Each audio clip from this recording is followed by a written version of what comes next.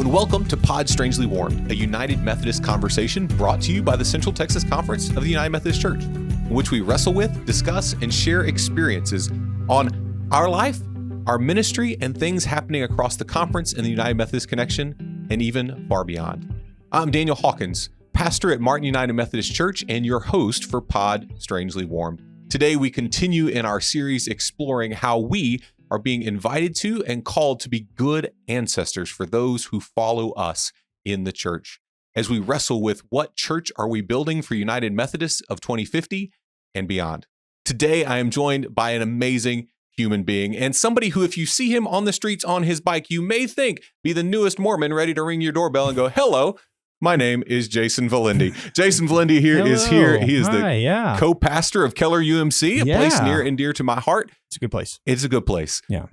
And most recently, the social media sort of star and celebrity of the conference these days with the peddling preacher. Yeah, I have dozens of subscribers. So it's a little thing. I ride a bicycle. It's I tell everybody that I ride a bicycle, but really it's not a bicycle. I don't want anybody to really think that it's a real bicycle.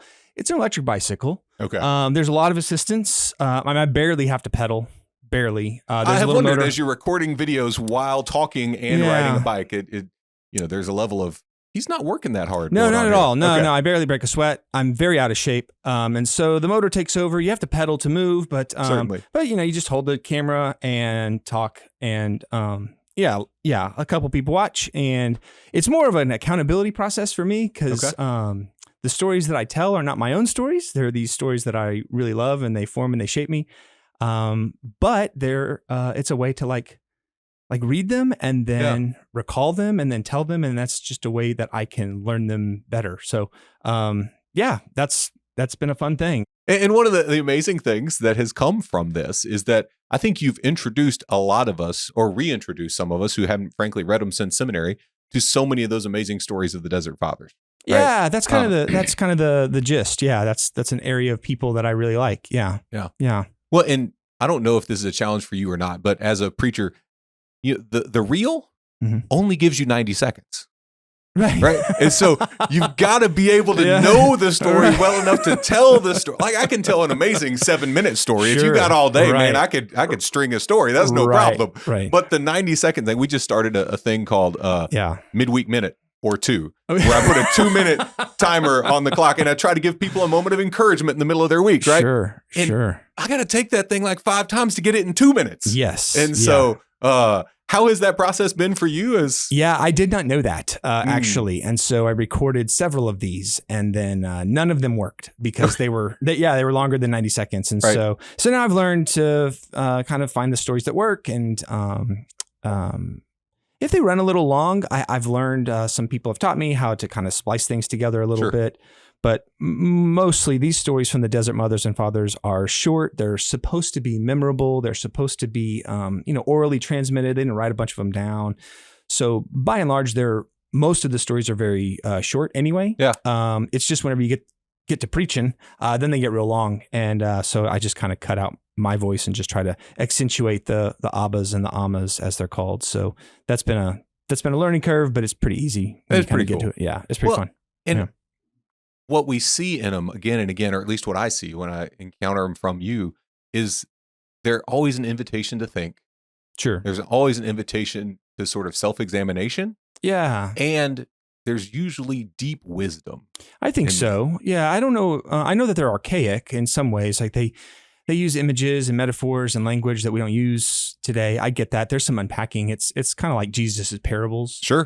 Like there's some unpacking to do to kind of understand them. But yeah, I do find them to be kind of more in line with like the Proverbs, or kind of give you stuff to kind of chew and mull over and whatnot. One of my favorite stories or sayings, as they're called, like one of my favorites is just a very simple, Abba Moses said, "Go sit in your cell, and your cell will teach you all you need to know." And the cell was like like the place where they lived, like a little hut, hovel.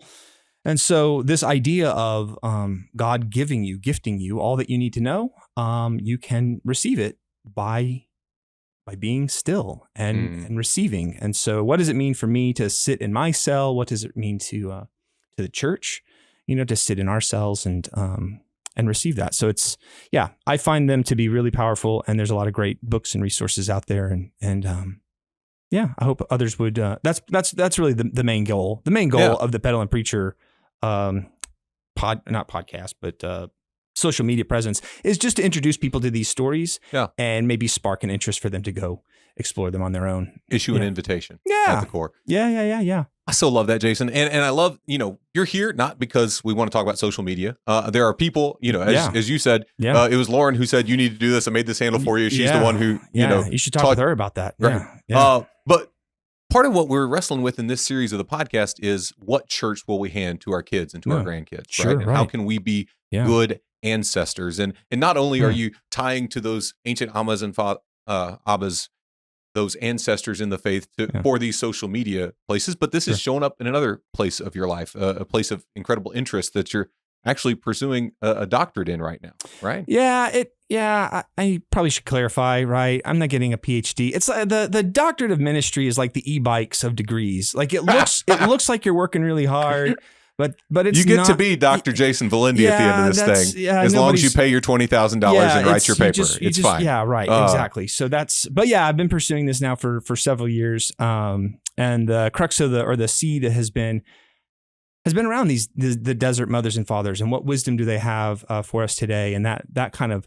opened the doorway to exploring how they in their time functioned as community leaders. And so that got me thinking about, well, what did they didn't have leadership studies then, they didn't do that, but they functioned as leaders in these communities and these areas. And so how did they as leaders live their life and guide others? And as a result, is there anything from then that is relevant today?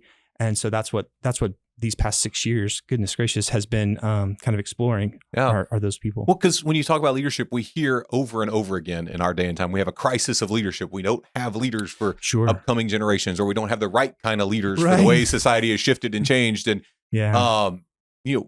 when you hear the angstiness about that crisis of leadership, what's your gut response to that? Yeah, I really like that question, because I agree there is a crisis of leadership. And when I'm with you, I hear people talk about we don't have enough leaders, we don't have the right leaders. And it always comes out of this scarcity mentality, like there's just not enough leaders or the right leaders and I disagree in the assessment. I agree that we do have a crisis of leadership. And it's not that we have a lack of leadership. I think that we actually have an overabundance of leadership. It's an overage issue. Every clergy person has an embedded set of philosophy of leadership, skills and ideas.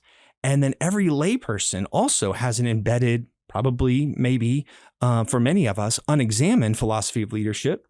And everybody's encouraged to be a leader because we're told there's a crisis of leadership. Right. And so we all need to step up and step out and be a leader. And that's fine. But too many cooks in the kitchen create all sorts of problems. Right. And so we actually, I think that we have an overgrowth of leadership, and that creates a whole other set of problems. And that's where I think the desert mothers and fathers are very, very helpful. Okay. Because what they are offering is nothing new to us. What they're offering, though, has since been overgrown. Okay. It's gotten cluttered. And so there's been these different philosophies of leadership that have kind of grown over. And I think the desert mothers and fathers, what they're really quite good at is helping us kind of prune back the overgrowth and see what is a model for leaders, Christian leaders, in my case, or in our cases, Christian clergy leaders, even, what does that model look like? And how can that inform us? And I think that when we do the pruning back, then you're able to, then I'm able to see more clearly, how is God calling me to be a leader in the church? So a crisis of leadership for sure, but it's not because we don't have enough, it's we've got an abundance. Well, and what you said a minute ago that really resonated with me is that we do have an abundance, but it's largely unexamined. Right? Yeah. We're living out of this kind of that, at least default. for me, it is. For me too. Yeah. For the first 6 or 8 years of ministry, I got formed in what you label as the CEO type of leadership model, right? Where the primary job of the lead pastor or the future lead pastor is to set a vision and a direction and inspire people toward that. And point the car and get good people to drive and get out of the way. Right? Get on the bus, get off the bus, level 5 leaders, that sort of stuff. Yeah. But we can see where that goes sideways. I've sometime, heard. Right? It has happened to us from time to time. But what are a couple of the other sort of main ways of talking about leadership that maybe have overgrown the wisdom of our? Yeah, I don't know the answer to all of that. What I speculate that there are at least 3 dominant models of leadership that I think clergy have been informed by, and they kind of abide in us, and we all operate out of those different models at different places and stages of our life. Right. And this isn't exhaustive, nor do I claim this is definitive. This has been my lived experience when I talk with other folks and kind of examine my own sense of leadership philosophy. There seems to be this idea that the pastor is like an evangelist. So the job of the evangelist pastor is really kind of interested in orthodoxy, to get the right teaching and to communicate that clearly. Because if we can do that, if we can get the right teachings, then we can make disciples, right? And then those disciples will transform the world. So kind of a pastor as an evangelist is one who really focuses on orthodoxy. Okay. And there's a place for that for sure. I do think that if we're operating just out of one model, it can create a problem. If we're over reliant on one model, it creates a problem. But that's just not the only model, right? That I've experienced. I've also experienced kind of on the opposite end, right? There's the pastors that are really interested in orthodoxy. Right. So then there are other people like, well, it's not so much about, what you think or what you believe. It's more about what you do, right? Yeah. It's and so they emphasize orthopraxy, right? That's another ortho word that we throw around. We pay a lot of money in seminary to use these words, folks. So let us do that. But orthopraxy, of course, means right action, to do the correct thing, the right thing. Right. And so this model of clergy leadership sometimes is called like the servant leader, or like even like a shepherd, like pastor is a shepherd. Yeah. At least as I experience it. Sure. And so the emphasis really is around, if we could, look, we might not all agree on some stuff, and beliefs might not be as important as doing the right thing. Of course, we've seen the problem with that is that we can actually live out of that model, and people start to wonder, well, do we even need Jesus? Yeah. For that. Absolutely. And then that's the one I have experienced. I mean, I've experienced both of them, right? Sure. But most often in the Methodist churches that raised me, the emphasis was on orthopraxy. Mine too. To the point where it's like, well, am I supposed to be a good human or am I supposed to be a good Christian? And does being a good human follow out of being a good Christian? Right. Right. I mean, it's a yes and, but, but yeah, that whole, what do we need Jesus for? Yeah. Exactly. I experienced the same thing growing up in the Methodist church. And then when I went to undergraduate, I was at St. Mary's University as a Catholic school. Okay. And there was a very strong emphasis on demarcating the Catholic tradition. And so catechisms and going through that process. And I went through all of that. I didn't convert to Catholicism. I almost became a lay Marianist, if you're familiar with Marianism. It's a new turn. But yeah, it was around beliefs, right? Because that's kind of the thing that kind of set that group apart. So yeah, I struggled with these models of leadership, and it felt like, and I think lots of people did too, because it's like, well, yeah, it's like you just said, it's both, belief and action. Like we got to do both of those things. But what I've learned is that particularly in the past couple of decades, it seems as though those models have kind of taken a backseat to a very, very popular model. And I kind of call it the pastor as the CEO. Yeah. Right. I'm probably not the only one that calls it that, but you get the idea. And it's not so much in the CEO pastor model. It's not so much about like having right beliefs or right action. While those are important, the most important thing for the pastor who is functioning as the CEO of the congregation or the church is to have the kind of the right vision. Right. And so that's a unique thing that you've been ordained or you've been gifted this vision from God. And so as the primary kind of steward of that vision, you lead us into that vision. Right. And so there can obviously be all sorts of wonderful, beautiful things about that. And it's also prone to going into left field if you're not careful. Yeah. Right. Yeah. So then consolidation of power, and then we all become, dependent upon the leader who's clearly creating this clever kind of feedback loop where they can point to any sort of successes like, see, my vision, right, is proof that we're going in the right way. So I'm going to continue to kind of muster more and accumulate more power and authority over this organization or tribe or church or whatever, so that I can continue to live this out. I'm sure that a lot of times it comes from a good place. But I know that we're on a Methodist podcast, and so I know that we're in good company. But sin's real, and sin can mess you up. It gets in the way. It's a real problem. It's a real problem. So the idea that I can be a steward of this vision, that I have the right vision, and then people kind of come along that, creates conditions where power corrupts. Absolutely. And the leader can actually unintentionally lead ways that are not Christ-like. Yeah. And people end up getting hurt or harmed in the midst of that. Sure. Yeah. We've talked offline about the rise and fall of Mars Hill, right? As one, it's in the popular ecosystem as one of those places where that kind of leadership saw some thriving for a time. Sure. And then pride, ego, brokenness, got in the way, and a lot of people got hurt, harmed, and troubled. And that's true for that's a great example of on one end of the spectrum where pastor as CEO model functions in its extremes of an egotistical or egoism or a narcissistic personality where that can happen. But it also happens where clergy persons are on the other end. And the CEO model still kind of informs them. So now there are lots of clergy I find are operating out of what's the market's demands, right? Okay.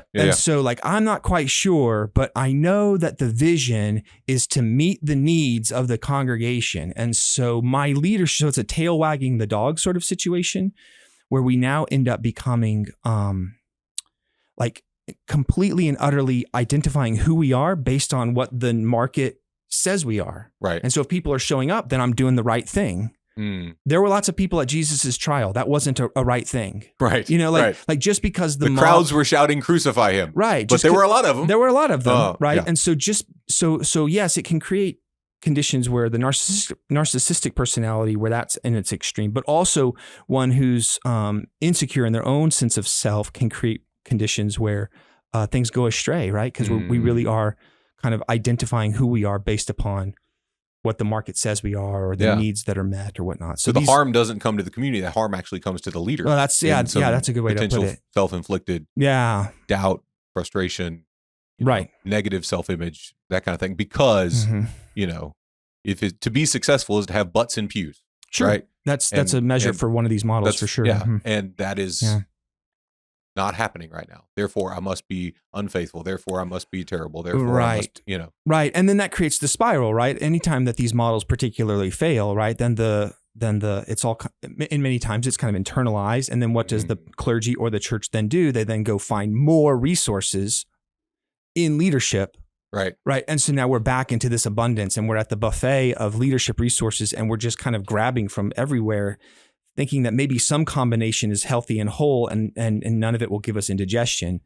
And so, but we just keep going back for more and more resources. Right. And we're swamped and kind of analysis, or what is it called? Paralysis by analysis, like we're just like, well, what, there's so many options. There has to be a right option because there's a right belief and there's a right action. I suggest that the CEO leader has right eyes, to see, right vision.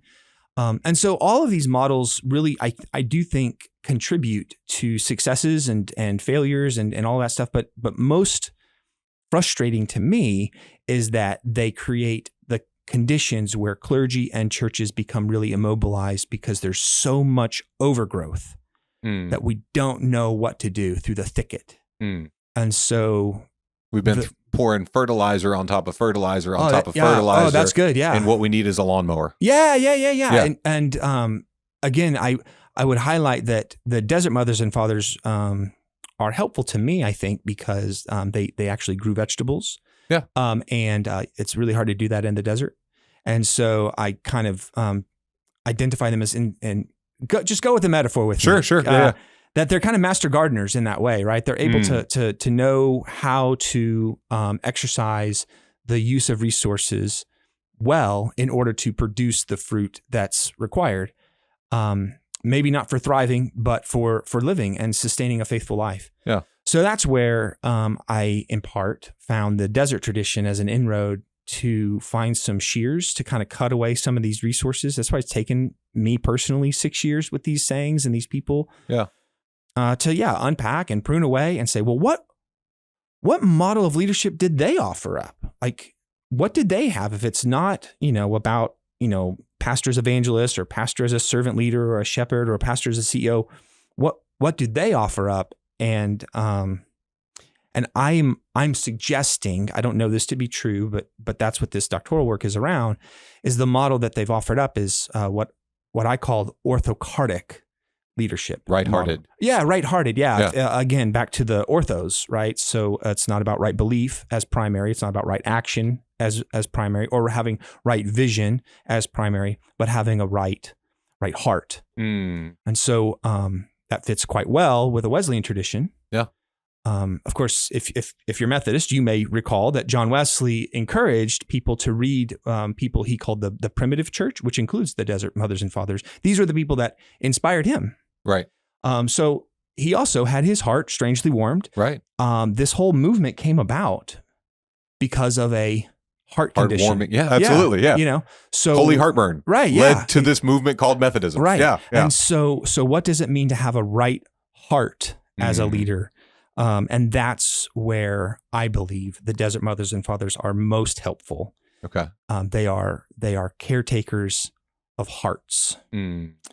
So that's what my work's been in on an academic side and on a church side, trying to implement some of that and play that out and learn more to try to prune back and not create, but just prune back and show that this model does exist. Yeah. With the hope that clergy may be able to feel liberated to kind of prune back some other models, say no to other models, and so that they can say yes to something that's super ancient, and yet incredibly life-giving.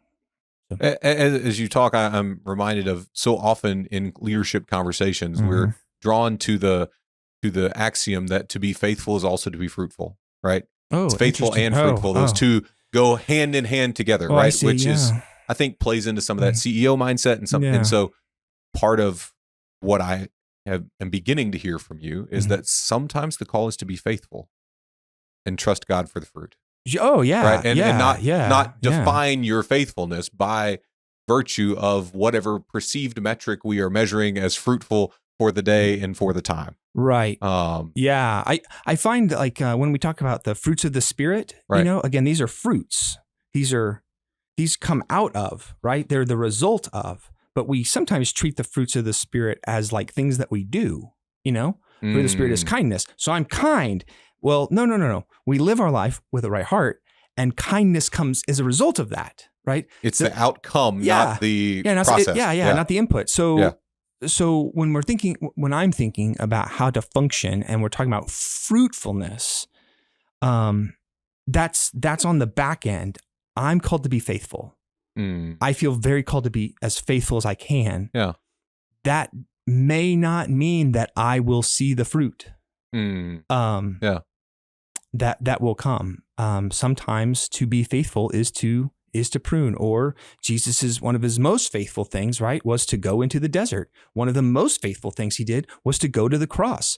None of that produced, right? A bunch of people that were like, I'm on team Jesus. Right.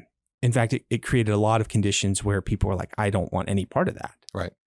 And the presence of the demonic and satanic was even there. So are we called to be faithful? Yes. I don't necessarily know what fruitfulness looks like. Right. But I do know a bunch of people in our ancestors who show me what faithfulness looks like. And I'm more interested in that personally. Yeah. I know you're still doing the work. You're still doing the research project. You've got a cohort together to kind of help facilitate that amazing. Work within they're very, that. very smart. What is, as you think about being a leader of a church today, Right. Trying to create a future for your kids and for your future grandkids, right? Right. Where Jesus matters, right? We don't just Sure. become the United Way, but we don't just become some place that writes books about this is the right way to believe, right? Sure. Where we cultivate communities of right-heartedness. Right. How does that shape your day to day, your week to week, Yeah. as you seek to live as a pastor and most importantly, a disciple of Jesus? Yeah, I'm on the road, right? I'm in the process of sanctification, so I haven't figured all this out. But one of the things that has been most informative to me around orthocardic practices as a Christian leader and the handing it off, what it might look like for me is like whenever I think about just preaching, let's just think about preaching for a second. Yeah. When I think about preaching, there are some preachers that really want to preach a bunch of facts. That's super great. That's wonderful. I'm not averse to that. I think facts are important. And then there's others that want to preach a lot of like directives, like here's what to do or how to go out and live in the world and give some sort of like prescription of action. And that's great. Right. And again, I'm not against that. There's others that really like to motivate, like get people inspired, and all of those are fine and good. And for me, just from the preaching standpoint, the thing, like the primary thing that I think is most important is engagement with the imagination. And that is so incredibly important. And I know that some folks find that a bit scary or whatnot because you can't control the imagination or it sounds all hoopty-doopy or whatever. But the imagination, right, is where God, I believe, calls us. Abraham had this imaginative vision of what God was calling him to get up and go. Yeah. Like Jesus had the imagination to create these parables, and it was the imagination that God used to create conditions for folks to be faithful. So I find just in preaching to be really, really curious and utilizing the imagination as a way of accessing what does a faithful orthocardic Christian look like. They're one that's open to the possibility that God might be doing something even unimaginable. Yeah. That God might be doing something that I can't even articulate fully, that I can't, I might not even be able to do on my own. So that's one, like just from a preaching standpoint, engagement with the imagination. Okay. I don't know if that really addresses kind of. But that's a lot of people who listen to this, we joked earlier that 7 people were going to watch or listen to this. Right. And, sure. Hi, Mom. Hi, Mom. Yeah. My mom's not going to watch or listen to this. So, that's Neither just the will nature mine. of it. It's okay. Yeah, okay. I can send it to her and it's not going to matter. But as you were talking about that inviting imagination piece, right? To get our money's worth out of our seminary words, right? Sure. I think the ancient rabbis had the practice of midrash, right? Where they would engage the scripture and ask questions of it and try to put themselves in the positions of different characters, and they'd really wonder, right? There was a willingness to wonder, and that's a radically countercultural thing. I think in a world that feels in some ways desperate for certainty. Yeah. In these days and times. Yeah. Like I'm reminded of the story of Jesus when he separates the sheep and the goats, and there's a real strong desire to want to know, well, what did the sheep do and what did the goats do? Right. There's this orthopraxy component, or maybe there's like, what did they believe? What did they have right belief? And so there's this emphasis of wanting to be like the right, like be a sheep. I want to be a sheep. Right. Right. And that's really cool. That's a great way to read the story. There's nothing wrong with that way of reading the story. However, I think an orthocardic approach to reading that story is less about the sheep and the goats and more about the Jesus character. So that's great that Jesus does this sheep and the goat separation. He says, sheep, you did good. God bless you. You did it to the least of these. You did it to me. Right. Goats, you didn't do this to the least of me. Go away from me. Great. And the sheep are invited to go one way and the goats are invited to go to the other. I want to know, where does Jesus go? Does Jesus say, awesome, I finally have all of my sheep and I'm going to go with the sheep, and completely betray, right? The very ministry of being with the least, the last, lost, and littlest? Or does Jesus go with the goats? And if Jesus goes with the goats, and I don't know, on some weird whim, I'm a sheep, do I go with the sheep?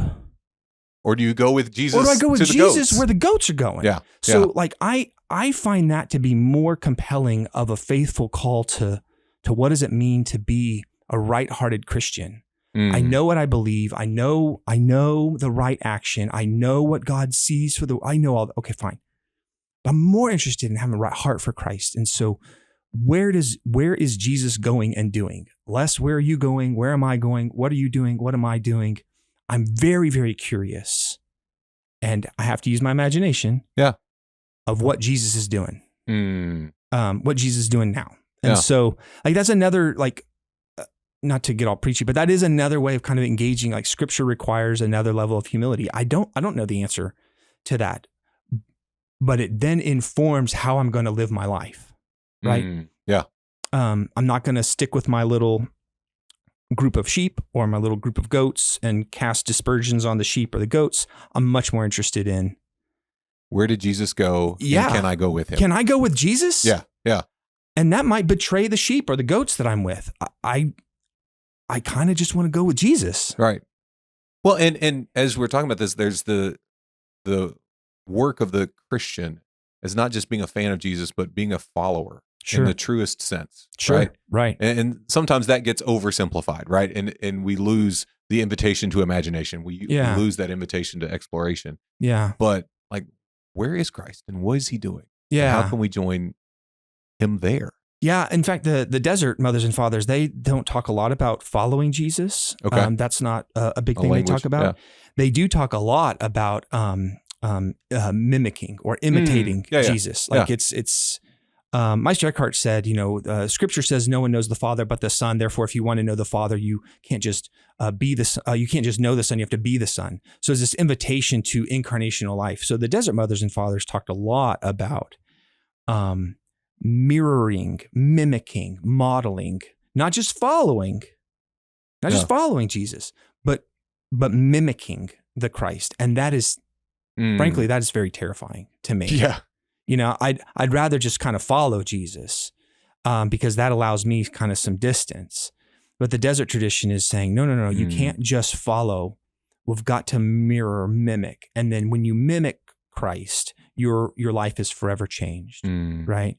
There's a story where the desert mothers and fathers, there's this guy, he comes, he says, hey, we're coming into the Lenten season right now. And so people might be fasting soon. And there's this guy, he comes in, he says, hey, I fast and I pray. I do the worship. I do all the things, what do I do now?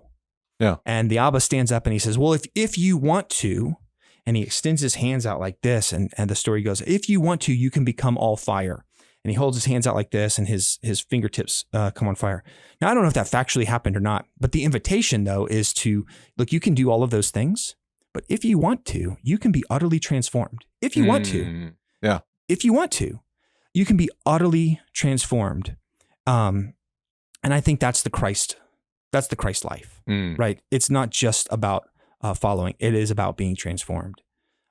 Sometimes we stop short because, as you said, it's terrifying. It's terrifying. Right? If we're just followers, we can be like Peter and get to that moment where Jesus is arrested and betrayed and we go, don't know that dude. Right. I don't have to go to the cross today. It's terrifying. Right? Yeah, absolutely. Yes. And yet even Peter eventually said yes. Right. And mimicked in a deeper way. Right. Yeah. Jason, you've been awesome. Thank you so much for your time today. I got one more question for you. Sure.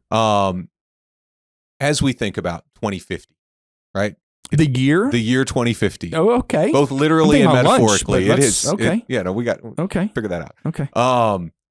As you unpack and invite us into this mimicking life, what is your hope for the Church of Jesus Christ 30 years from now? Yeah, I think that I draw a lot of inspiration from Jesus. He quotes Hosea 6:6 a couple of times in the Gospel of Matthew's, in the Gospels, including Matthew, where he says, if you knew what this meant, or he invites the Pharisees, go and learn what this means, that God desires mercy, not sacrifice. And there's lots of ways to unpack that, but I'm hopeful that the church of 2025 or the church of the future, or the church that we would pass down, would be a church that does not sacrifice, meaning does not scapegoat, marginalize, kill, maim, destroy, does not cut away others in order to feel pure and whole on ourselves, but rather extends the arms of mercy, that God desires mercy, not the eradication of others. And so my heart is breaking right now when so many of us in our denomination are choosing to sacrifice, kill our denomination for the sake of our own internalized purity, when really, what would it look like to be a church that is built on mercy and not a constant polarizing and bifurcating and trifurcating and fracturing?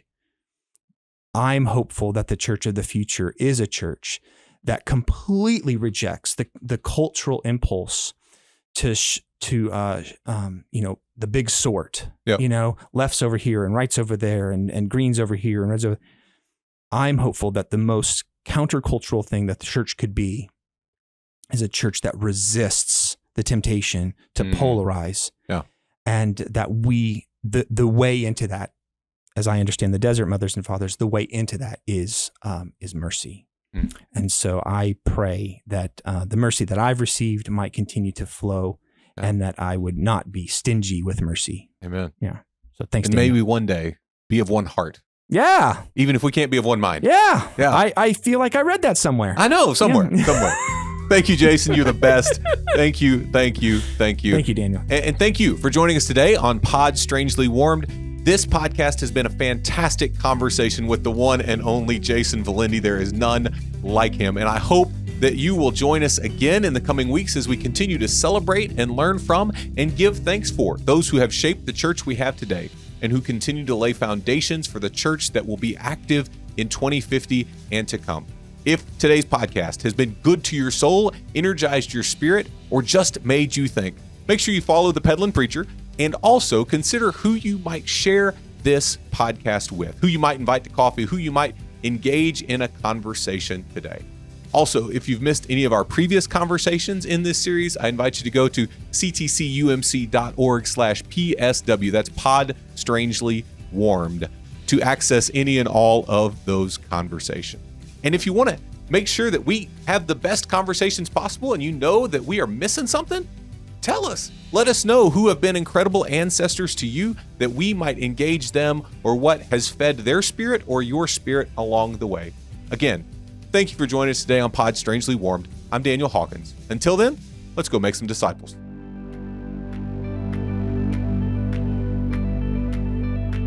Yeah, I just know myself well enough to know that people don't want to listen to me all that much.